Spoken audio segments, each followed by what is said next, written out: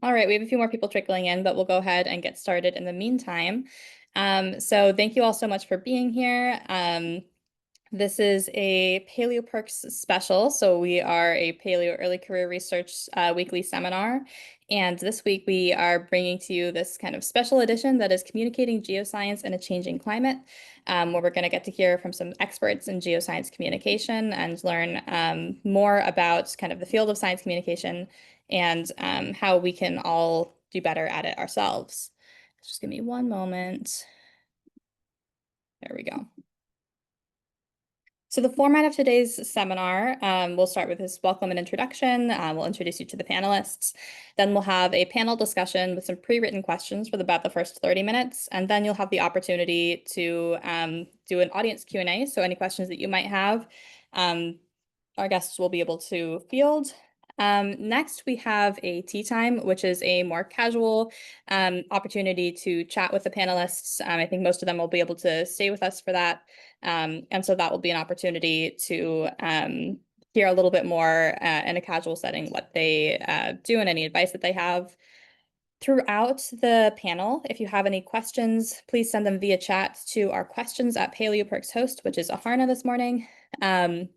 And when you send those questions, include the question, if it's directed towards a particular panelist or panelists, or if it's just for any of them. And then you can let us know what your name is, or if you'd like for it to be anonymous. Either way is fine. Just a bit of housekeeping first.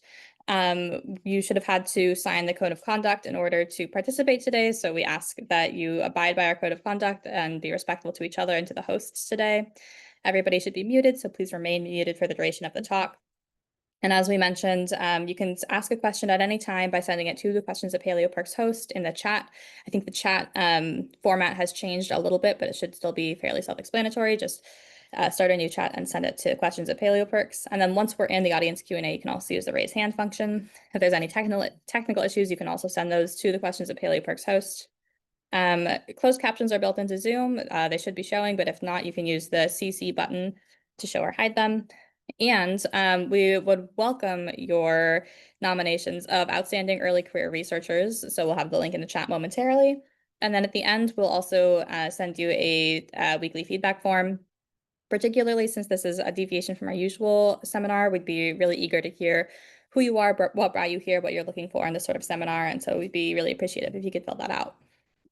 Without further ado, I will introduce you to our panelists. So Dr. Khalil Thirlaway is a science communicator who specializes in engaging audiences with the sociopolitical context of science and nature through podcasts, events, games, and more. He's the co-host of Natural History Museum's Our Broken Planet podcast and a guest lecturer at Goldsmiths University on narrative in museums. Cate Larsen, BS in Geology, is a geocommunicator using the connective power of the internet to bring geoscience to the masses. From comedic social media posts to talks at libraries, museums, and national parks, Cate's passion for teaching her subject reminds us that geoscience can be fun and exciting to learn. In efforts to improve communication skills amongst her fellow geoscientists, she gives lectures, runs workshops, and collaborates with universities and geoscience societies around the world. Dr. Timothy Pearce is assistant curator of mollusks at the Carnegie Museum of Natural History, where he conducts malacological research on land snails and cares for and promotes the use of the huge research collection of snails and clams. Pearce's research focuses on the ecology and systematics of mollusks, biogeographical, ecological, and behavioral studies on terrestrial gastropods, and the inventory and distribution of land snails and slugs in the northeastern United States. Pearce has published more than 55 peer-reviewed scientific papers on mollusks. And Milo Yeates is a paleontology-focused science communicator with a deep love for the complex, astounding, and beautiful natural world we're a part of. Before returning to academia in a couple of years to pursue further work in the philosophy of science, he now engages in an eclectic variety of professional pursuits that in fact all revolve around sharing his knowledge and sense of wonder about the world we're a part of, and those that we share it with. Namely, that's SciComm on social media, performing as a close-up and stage magician, and earning a Teaching English as a Foreign Language certification to pursue teaching abroad. We're so grateful to have you all here today and really eager to learn from you. So thank you all so much for being here. Without further ado, we'll hop into the questions. So first question for all of you is that you all take on many roles as science communicators and as scientists. We're curious what your preferred venue for science communication is and how your approach or audience may vary between platforms. Milo, could you kick us off? Sure, yeah. So thanks for the introductions, and we're I think all really excited to be here. So my personal main venue for science communication is short form video content on social media. So TikTok is my main platform, also Instagram and YouTube, that kind of thing. I make sort of random connections with other things as well. So right now I'm in Hays, Kansas to be a TA for one of the Sternberg Museum's camps for high schoolers, so teaching fossil preparation. I've done an assortment of things at the Natural History Museum in Utah, which is where I'm from. Sometimes when I perform magic, I like to weave in little messages about critical thinking and the wonder of science and that kind of thing. But mainly I focus on social media, where the audience varies a lot. It's a lot of young people, but my approach is basically to talk about whatever I'm interested and excited about, whatever is new in the world of paleontology and biology, or what people are asking me questions about and that kind of thing. Thank you so much, Milo. Tim, could you take it from there? I actually prefer to talk to people in person.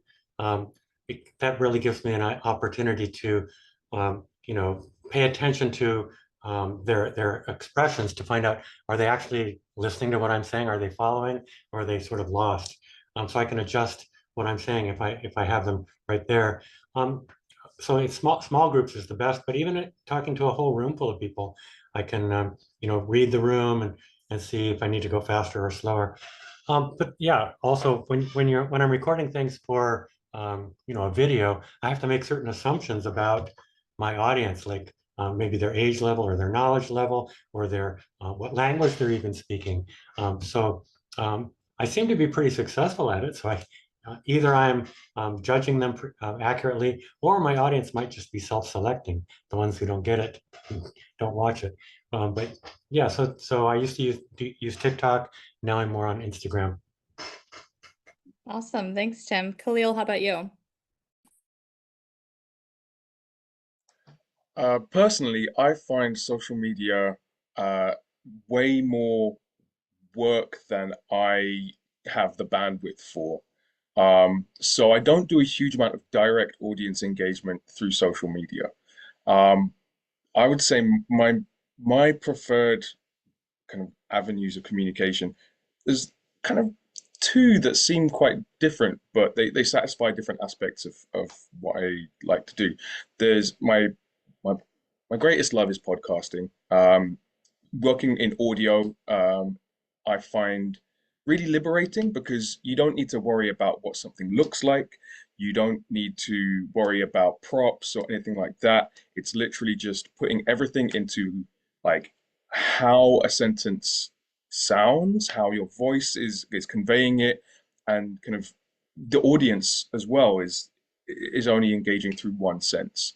And also because you will have planned the both the episode and the series, you have decided on what your audience is.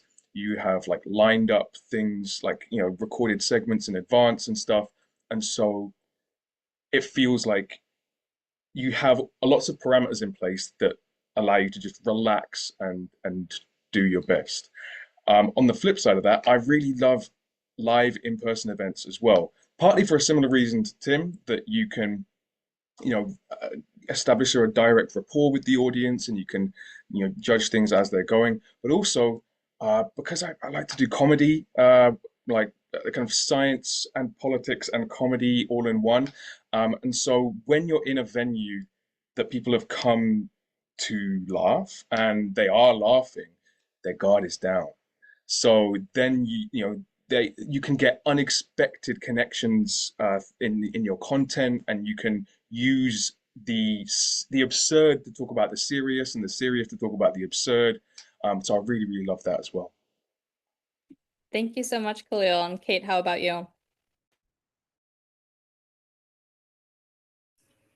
I definitely agree. There are definitely some pluses to social media, some pluses to in-person speaking. Along the same lines as Tim, I really do enjoy being able to gauge an audience's reaction live, and that changes how I present. And I think that's it's definitely different than social media, where I can just assume that if someone doesn't want to watch it, they will just scroll away.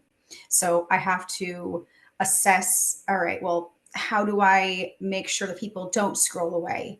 And that's different from assessing, how do I make sure people don't fall asleep during my lecture? And so I also like to incorporate comedy. I tell people when I go up on a stage or in front of a class, it's like I'm doing stand up. You know, I'm a comedian at heart as well as a scientist, and I enjoy finding these unique ways to connect, you know, these geologic concepts with things people already understand. Sometimes jokes don't land, and I get to see that reaction live, and then I learn from that. Trying to get an audience not to fall asleep is something we all are familiar with, I think, and care a great deal about. Important skill to have. Here's a question directed mainly at Khalil and Tim. So you two both have PhDs, you're trained PhD scientists. And I think a lot of people might be wondering how you transitioned into communication being such a large part of your career, and if whether or not you're still doing science, if not, do you miss it? And if so, how do you still incorporate it into your life? Khalil, maybe start us off. Sure. So I did a PhD on immunopharmacology. So I was looking in rainforest plants for new chemicals that we could turn up or turn down your immune system with. Um, and that is fascinating. And the day-to-day reality of the iterative process of laboratory research, especially in biosciences where nothing ever behaves. Um, for some people, that is a really fulfilling process, that banging your head against a brick wall until it falls down, and then there's another brick wall right there. Some people really enjoy that. I found that that was my least favorite part of science. So while there were many things that I really enjoyed about my PhD and about being, you know, there kind of helping to expand the boundaries of what we understand about the world around us, that was really intoxicating. But the day-to-day reality of the industry of science and academia wore me down very quickly. And during my PhD, I volunteered to help produce a science festival, Pint of Science, and I did a placement on a podcast and radio show called The Naked Scientists, and both of those um, were. It felt like, you know, when you get like a fish in the fairground and it's in like a little plastic bag, and then you just release it out into some open water. It felt like that. It felt natural. It felt like home. Just like telling stories, engaging people, and kind of sharing the wonder of science. And so, yes, I do miss some aspects of kind of being there, you know, down in the knowledge mines. Um, but I and science communication as a career is not always, you know, plain sailing in a bed of roses. But yeah, I'm very happy to be learning stuff every day from all sorts of disciplines, rather than kind of narrowing my focus into a laser beam. That makes a lot of sense, and maybe says something also about how the UK system creates space for those placements where you get to have a little bit more hands-on experience. Yeah, it's a relatively recent. I say relatively recent. I just realized it's almost 10 years since I finished my PhD. Um, yeah, so I was part of the first cohort of my PhD program, and it was quite a recent thing then for PhD programs to incorporate kind of work placements outside the lab. I think it's much more common now. Interesting. Great. Thanks for sharing that. Tim, how about you? Yeah, I still am doing science, and I love it. Yeah, don't tell my boss. I'm being paid to do my hobby. So yeah, I love doing science. And it was kind of an accident that I became a celebrity on social media. Our marketing, so I tell jokes a lot. I don't think I would be very successful at stand-up. I mean, I've never tried it, but I do tell jokes a lot. And so everybody that I work with knows it. And one day the marketing guy, this was actually before COVID, but one day the marketing guy said, Tim, I want you to tell 30 jokes on this new thing called TikTok. And so I recorded 30 jokes and they took off. So it was kind of an accident, but it took off, and I enjoy doing it. I enjoy the social media because it's a way to get people interested and laughing and learning. So I sneak in the little tidbits of information, but it's still not a large part of my my workday. I am still a scientist, and I also take care of the huge research collection to try and get it more used. But the social media is definitely a part, and it's helping me to do my outreach. That is a small part of my job. Very sneaky getting that learning in there. Flipping it over to Cate and Milo, we're curious to hear how, a lot of your work is in short form video creation. So we're curious how you manage to balance being scientifically thorough and complete with making a message and findings accessible to a general audience. Cate, could you start us off? Yes, it is something that I just recently, I've always struggled with it. We have a hard time being brief as scientists. And especially we are communicators because we love to talk about what we know and we love to teach it and share it. And it becomes the biggest challenge is being brief. So I was just, asked to contribute to a video, and it's supposed to be like a 30-second long contribution. And I wrote a script and I was like, oh, this is 10 minutes. This is not working. I feel like sometimes there are things that you just cannot talk about in a minute, or 2 minutes, because you will be leaving out things. So I kind of have to pick and choose what I do talk about when I make short videos. I sometimes like to add deeper descriptions in the post caption. I find that people do actually read those, which is surprising. There's like a trade-off. You want to make something brief, you got to pick something that can be described briefly without leaving too much up for interpretation or for confusion. No, I think you're absolutely right about we like to talk. That was my most common comments when I get course evals back from students that I TA. They say, it's great, but she talks a lot. So many things to say. I think that's something we all struggle with. Milo, how about you? How do you deal with this? Well, yeah, I mean, Cate hit the nail on the head. I like to joke that for a short form content creator, I'm surprisingly bad at creating short form content. It's interesting, the way you phrase the question is the balance between thoroughness and accuracy and accessibility, which is a slightly different problem and also really interesting. But I actually think for the most part, that's in principle easier to do than you might think. The key is that if you had some time, not even that much time, but some time, it would be pretty easy to give your audience a few pieces of jargon that they might need to know, some basic context, and to be able to follow along with you, whatever the analysis of your topic is. One of the things I like to do in my short form content is to literally show paragraphs out of actual scientific papers and just translate a few of the words and show people you can understand this too. You just need a little bit of extra context. But yeah, actually, I think the more difficult balancing act on social media is with time, because people's attention spans are short on TikTok. Mine is, I am aware of this. And my videos are in the same feed as people doing stand-up comedy, trick shots, talking about movies, whatever it is. One of the ways I like to think about it is that part of my job is to convince the audience in the first 2 seconds of my video to stick around for 2 minutes or however long. The problem is getting their attention and then holding it. And it's finding the balance of getting the information, the message across that you want while being entertaining, to keep hold of their attention the whole time. And that's actually, I think, quite a fun balancing act. Everyone here has mentioned that they're interested and like to employ comedy, which is fun. Yeah, Khalil, you want to jump in? Oh yeah, agreeing with what Milo and Cate have said, and also, so I used to write short videos for the Natural History Museum's website, and when we were trying to kind of keep those brief, it was always a thing of kind of killing your darlings. You think you're looking at a text that is 200 words long and you need to cut it down to 80, and you're like, okay, do I care about this or will my audience care about this? And those are not always the same thing. Tim, please. Oh yeah, I just want to chime in. I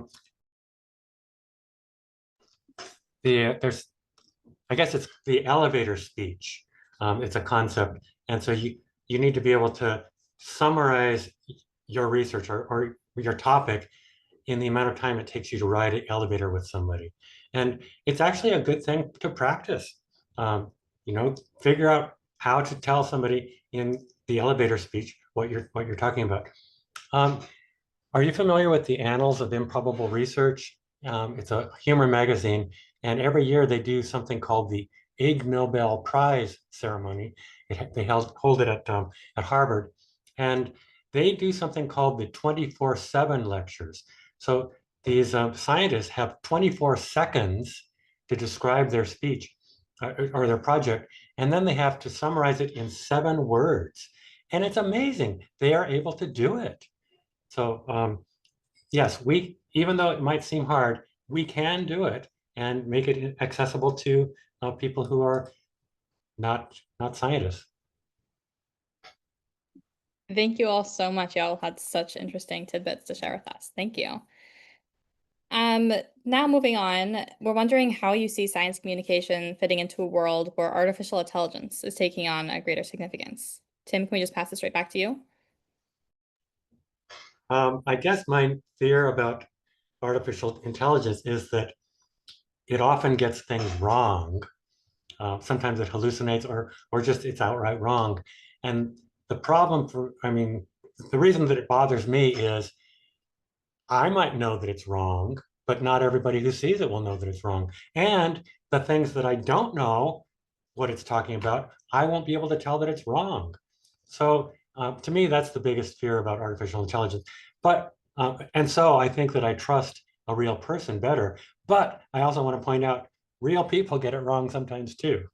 So I think in the future, artificial intelligence will get better at that, but it's always going to be an issue. What do they get wrong, and how do we know whether it's wrong or not? Great. Milo, what are your thoughts? This might be a demonstration of trying to be brief in real time, because I could talk about this for a long time. There are a lot of things that worry me about AI. Let me talk about 2 of them super quick. One of the things is that I worry that people more and more are using AI as a tool to take over much of what would otherwise be their own thinking. And I think effective science communication can help show people that it can be fun and satisfying to be interested in the world around you and to do your own thinking about it. And SciComm at its best isn't just giving you interesting little tidbits, because science is not just a list of facts, right?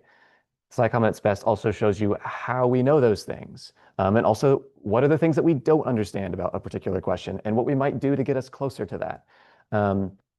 Because science is a process, it's a way of thinking, and a scientific sort of attitude about how to think and interact with the world is super important. And the second quick thing that worries me, among others, is that I worry generative AI, as it gets better and better, it's going to be more and more important for everyone to have an appreciation of nuance, to have a useful amount of skepticism, and to have some general critical thinking skills. And I think that one of the important jobs for public science education is to use the language of nuance, complexity, and even doubt to show people that it's worth thinking and communicating that way. Maybe it's harder than just simple thinking and simple language, but it can also be more satisfying, more fulfilling. I think it's certainly more interesting to think about the world that way. And of course, thinking like a scientist is going to be really useful and important. I love how you emphasized doubt there in particular. That's quite interesting. Cate, what are your thoughts? So last year I did an investigation on this with a journalism group. We tested a bunch of different AI models. And I think these were earlier versions. I'm sure there's newer versions of these now, but we tested all the big ones, and I fed them I fed them 30 questions each of the same geology topic questions, and seeing how well they respond, how well they answer those. And I was really quickly finding, like, they're getting their information from everywhere. It's pulling it from websites that are known discredited institutions, creationism institutions that skew their data. The other big thing that that was a big part of the investigation was the understanding, the realization that people are going to AI because they wish they had a scientist in front of them to answer those questions. That's what they think they're doing. They think that they're getting a scientist's answer, but they're not. They're getting jumbled, puzzle pieces from different puzzles. and none of them are going to fit together right. You're going to have numbers that are outdated from this paper. You're going to have an interpretation that is disproven from this paper, and those don't blend together. This proves that science communicators are needed, and more scientists need to be better at communicating. So I think that the fact that AI is so popular now further proves how necessary communicative, what better communication among scientists is. We need to be talking to people, or they're going to ask their questions to something else. Thank you, Kate. That's a really helpful analogy. Khalil, what do you think? I would say, I mean, I agree with the other panelists. But what I would say is I would go beyond what Milo is saying about kind of, yes, science is not just a list of facts, and it's important how we know stuff and how we find stuff out and what we don't know and stuff like that. I would also say, and I think this relates to partly to what Kate was saying as well, is that we need to be communicating science uh, in terms of how it relates to the world around us and our lives within it. And that is something that at the moment humans are unique in providing. Because generative AI and other AI tools like that, they can grab a bunch of information from, as Kate said, who knows where, and synthesize it and vomit it, but they can't provide nuance. They can't critique it. For example, deep sea mining. Yes, we know that there are very valuable polymetallic nodules at the bottom of the sea. But what you might not get from an AI summary on deep sea mining is the small island nations that are being exploited by mining companies because they are super vulnerable to financial exploitation because all their natural resources were stripped by colonialism and blah, blah, blah, blah, blah, blah, blah, and how those all fit together. And so situating it within a meaningful human context, I think, is something that humans not just can, but have to do. Introducing those values. Yeah, thank you so much for emphasizing that. Next, we're wondering a more pragmatic question about what it means to be a science communicator for those of you who are doing this full time, and how do you earn a living as a science communicator? Kate, could you start us off? The answer is I don't. I wish I did. It's a hustle. It's a constant hustle. You have to, if you're not working for a greater, boss, like an organization or an institution, and, like myself, I'm self-employed. I have to constantly be booking things and trying to make money on things, but it's tough because I don't want to charge for doing a lot of things because I feel like what I do is a public service and I want that to be free for everybody. So it's tough to be able to kind of get paid to give talks. Most of my income comes from social media gigs, the influencer side of a science communicator using social media.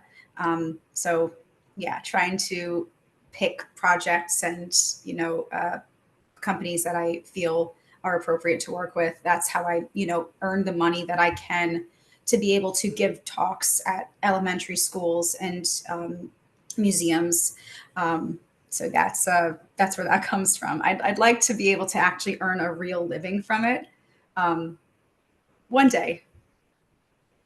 Thank you for sharing that. And I think that's really helps us reflect on where we're putting our priorities in terms of funding and what we're showing that we prioritize. Khalil, how about you?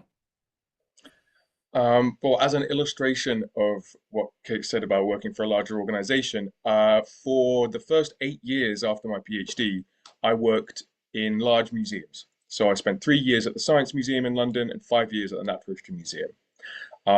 So those were steady-ish jobs. The museum sector in the UK is constantly facing funding cuts and restructures and things like that. But I had continuous employment for 8 years. It's not, it's not the best paid sector. And so that especially at the early parts of the career, can be challenging. Living in one of the most expensive cities in the world, and earning what was technically above minimum, for, like in my first job at the Science Museum. Then about a year and a half ago, I decided that I had grown and developed and learned as much as I was going to in those environments. And so now I'm a freelance science communicator. So I have abandoned the safety and security and restrictions of working for a large government-funded organization. And I've exchanged it for the hamster wheel.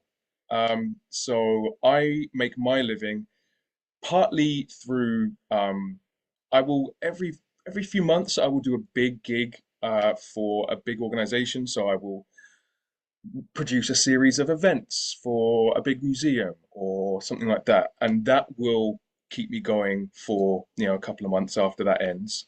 And then there's smaller stuff as well, like like a few £100 here or there for hosting a stage at a festival for a weekend, or redesigning a learning activity or something.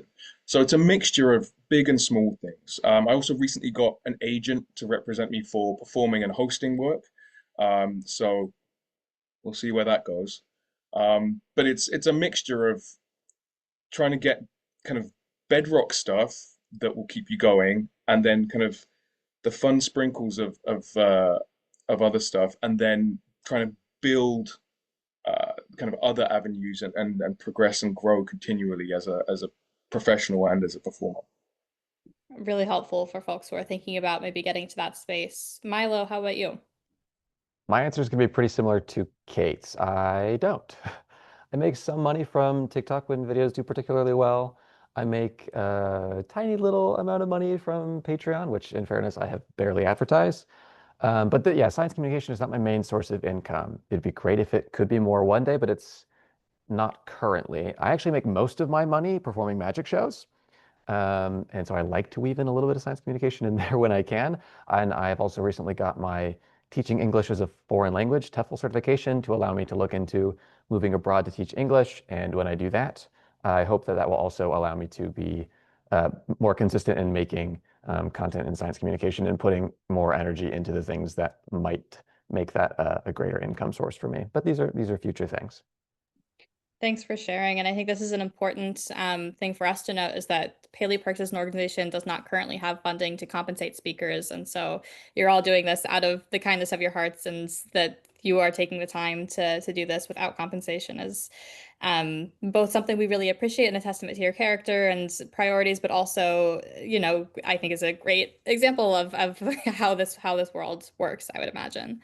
Tim, I think your situation's a bit different. Could you share for you?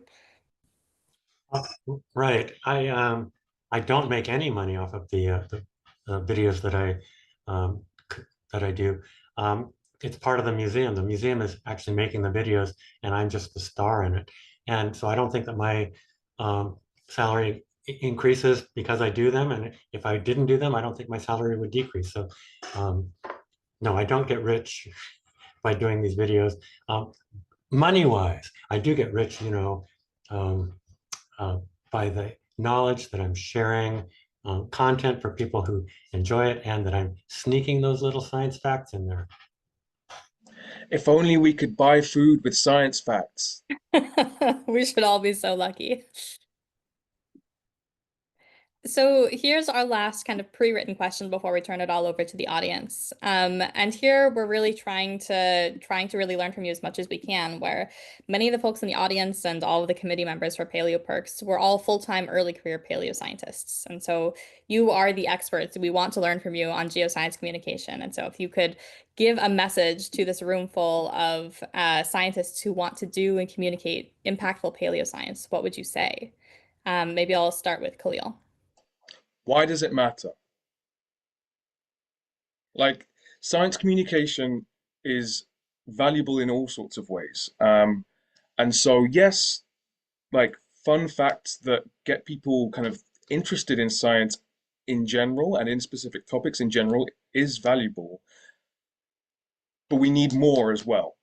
You need to have a whole ecosystem of of science communication and science media, because all of these topics that every part of geoscience, every single part of geoscience is connected deeply to the like social issues that people face every single day, the like economic and political issues that surround us and form the world that we live in.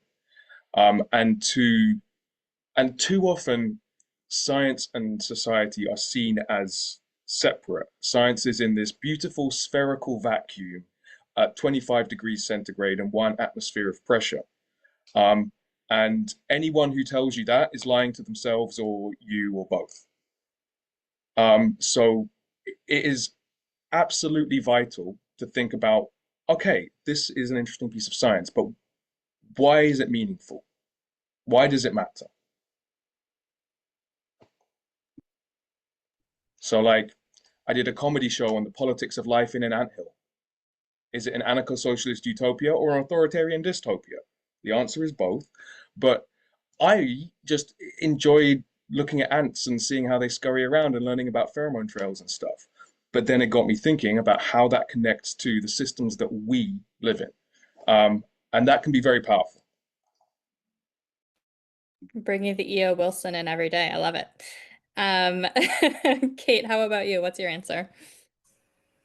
As someone who puts in a lot of comedy into my work as well, I think something that people kind of underestimate is the power of the meme. And like, there are people who've gotten whole degrees in memes, and they're right. You can really reach people and make a connection with them by showing them something new in a format or kind of vehicle that they already understand, and would be, visually attracted to, like seeing something like, oh, it's like a format I know, this is hilarious, I have to share this.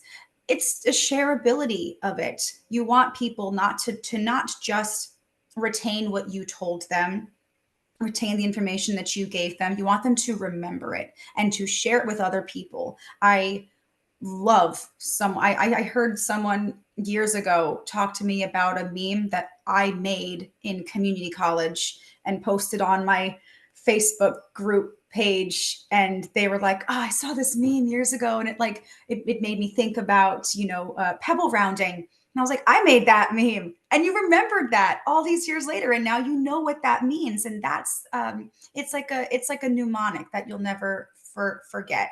When you see a road work ahead sign, what do you think? Yeah, I sure hope it does. And everyone remembers that, and it's something that we can channel and we can harness for the good of science, getting people to remember things that otherwise they might have thought were pretty insignificant. And now I'll never look at a roadwork sign the same way, and people who see these memes will never look at Micah the same way. I have a very specific meme in my mind, and it's a funny one, but yeah, anyways.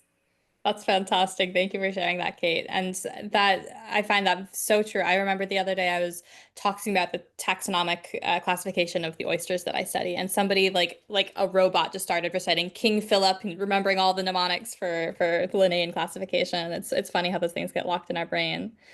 Tim, would love to hear from you. Yeah, I was going to say be enthusiastic and be genuine. And also, it's helpful to have hand motions. I think that helps to keep people's attention.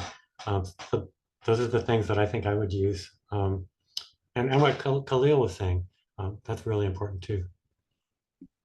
Great. Thank you so much. Milo, what are your thoughts? For all of you that are interested in science communication specifically and want like specific tips, maybe that's a thing we could talk about later. I definitely have things I could say. But if I had to tell you one thing right now, one message for all of the early career paleontologists here, the one thing would be this: please never lose your basic sense of wonder. I think that's kind of where we all start getting interested in this kind of thing, right? You have memories as a kid of seeing a dinosaur documentary, and you marvel at the like size and power of these animals, or you go outside on a night where there's no clouds and you can see stars. And you're like, what are those? How far away are those? Maybe you're in school and you can look through a microscope and see a cell and realize like that little thing that you're looking at is what your body's made up of. Like, these are just amazing moments. And sometimes science education can take that out of you a little bit, because sometimes science is learned as a list of facts, and we forget how amazing it is that we know the things that we do, and how extraordinary the universe is in all the ways that we don't understand it. So I'm going to take a minute to try to reignite this really quick. So for example, I think we sometimes forget that, like, just as one example, some French guy 200 years ago looks into the sky and sees the planet Uranus and watches it moving around and tracks where it goes, and decides, just based on seeing the planet move, that he thinks there must be another planet out there somewhere. He writes a bunch of equations that then later a couple people independently use to do a bunch of math and predict where this other planet should be that nobody's seen. And then when somebody eventually had a telescope that's good enough, they look at the math, look in the sky where the math says to look, and see the planet. What? Like, this is a story I'm sure all of you guys know, but we looked in the sky and did math and predicted the existence and location of a planet. You kidding me? That's amazing. And some amount, like direct prediction like that, is maybe a little bit less, it's a little bit more rare in paleontology, but the story of Tiktaalik comes to mind, right? It's very similar. Instead of just looking out into the solar system, we're predicting something that happened hundreds of millions of years ago. That's amazing. The world around us is amazing, and what we know about it and what is still mysterious to us is amazing. I have a quote that I wanted to read to you from a writer named Lee Siegel, whose work I actually don't know, but I like this quote because apparently he wrote a book about Indian street magic. And he says, okay, here it is. He says, "I'm writing a book on magic," I explain, "and I'm asked, real magic? By real magic, people mean miracles, thaumaturgical acts, and supernatural powers. No, I answer, conjuring tricks, not real magic. Real magic, in other words, refers to the magic that is not real, while the magic that is real, that can actually be done, is not real magic." Which obviously, as a magician, I love that. But the reason I read it to you all is because obviously no scientist is going to say something like, well, there's a lot we still don't understand about abiogenesis, right? But have we seriously considered the idea that maybe Albus Dumbledore used a time turner to go back in time 4.5 billion years ago and cast a spell? No one that wants to really understand how the world works is taking seriously that kind of real magic. But there is another sense, there's a much more important sense in which the universe is absolutely magical. And what you all do is real magic. So as long as you're in this field, that's what I hope you will never, ever forget. That's really beautiful. Thank you, Milo. Makes me think of the misattributed quote. They said it was Carl Sagan, but it wasn't. But it's somewhere something incredible is waiting to be known. Even though it wasn't really Carl Sagan who said that, I think of that often. I think it's really lovely. So those are all the pre-written questions that we have. So now is the time when the audience gets to send in all of their questions. As a reminder, you can send those over to Aharna, who is our questions at PaleoPercs host, or you can raise your hand. And when you send it to Aharna, let us know which panelist it's meant for, and if you'd like to be anonymous or not. I see we have some questions coming in already, so I'll go ahead and pop one in here if I can find the chat. There we go. Let's see. So they're wondering, for those of you who make short form content, do you do that with a specific age group in mind? Or if not, how do you accommodate such a diversity in the age groups of your audiences?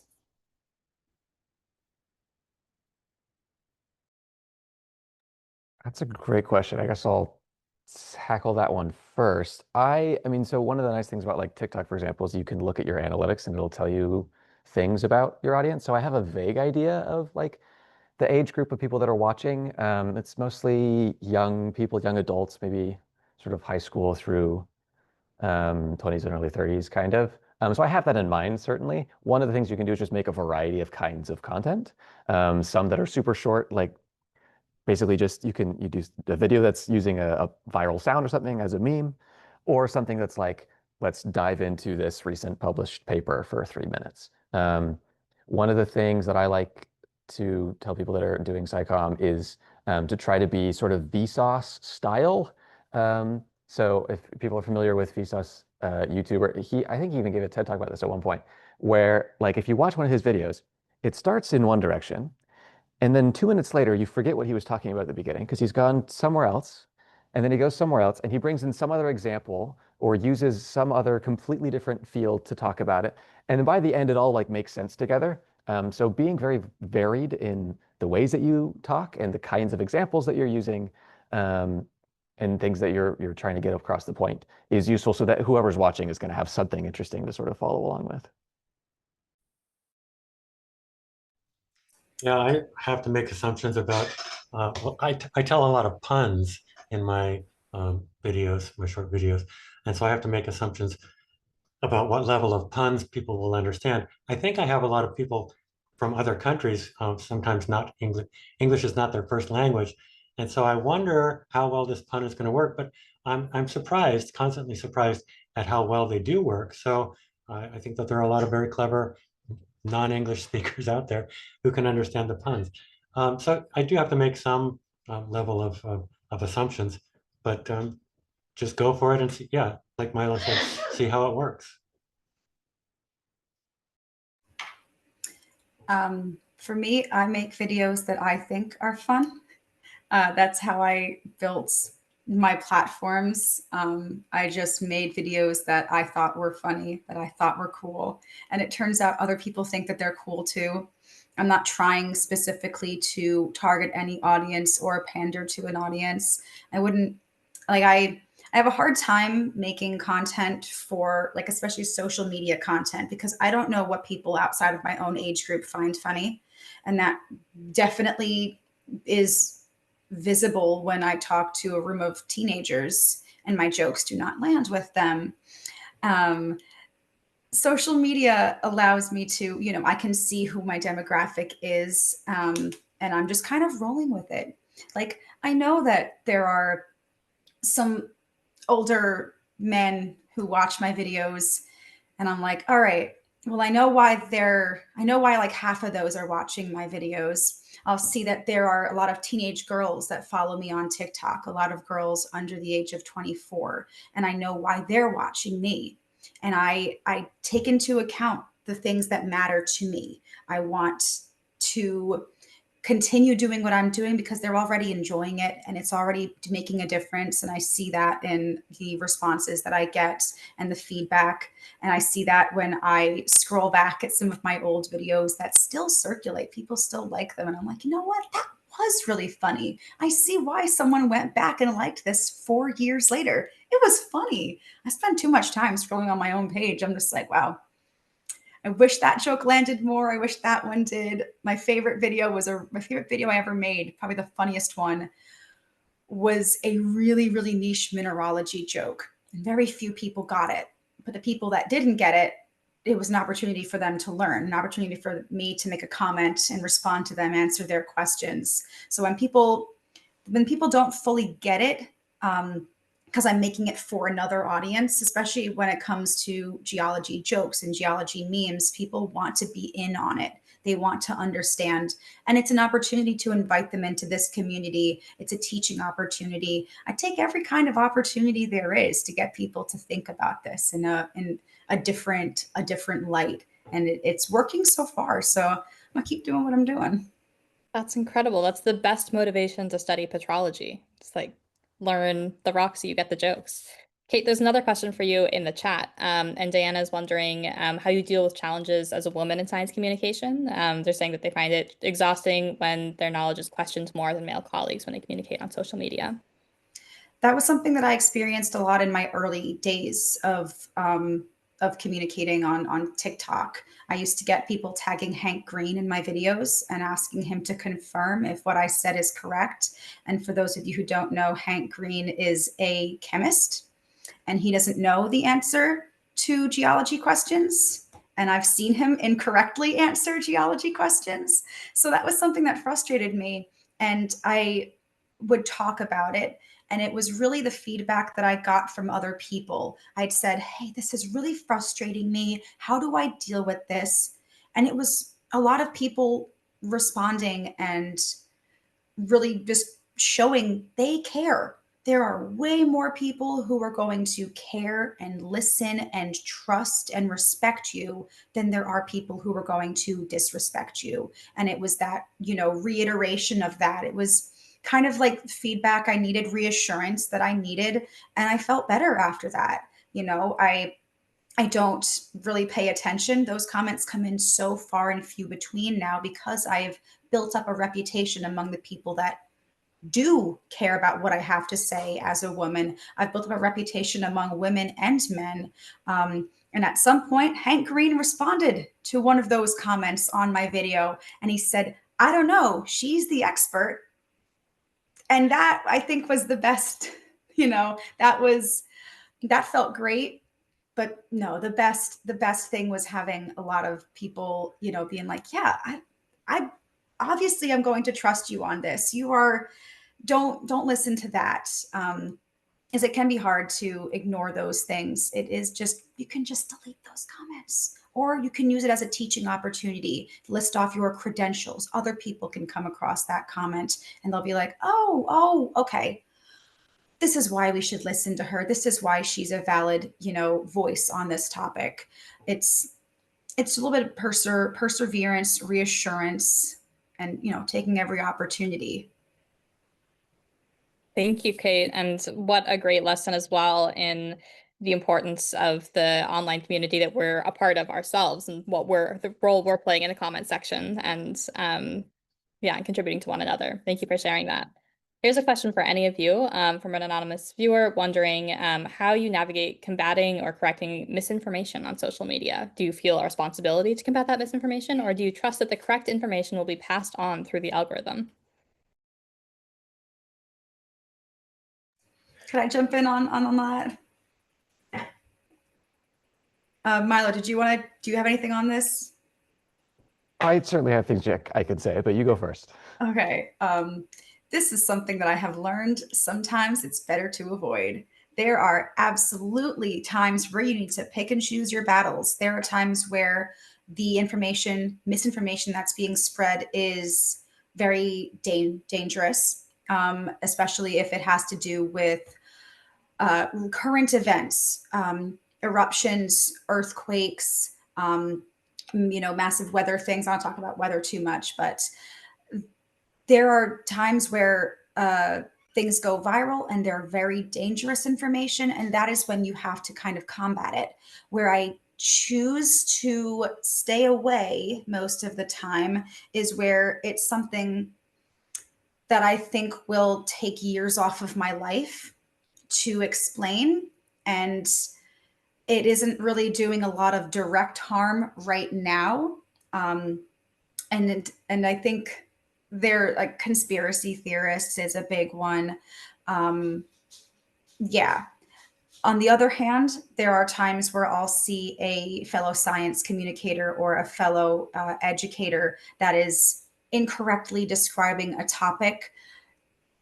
I've gotten better as the years go on at approaching that and, correcting or suggesting an alternative explanation in a nice way. It's a skill that you have to strengthen. I used to come off very mean about it, and I didn't always mean to, but it was interpreted that way. So there's definitely picking and choosing which things are worth fighting, and then how you fight that, how you approach correcting that, whether it's making a video, responding to a comment, or just, hoping that someone else might tackle this one by maybe tagging or sending it to an expert who has the willpower to do that. Whenever there's someone who's talking about, we're predicting an earthquake in the Gulf of Mexico, and I'm like, that's not right, I'll send it over to my friend who loves to do that. Because there's somebody out there, you just have to know that they're going to be there and send it over to them.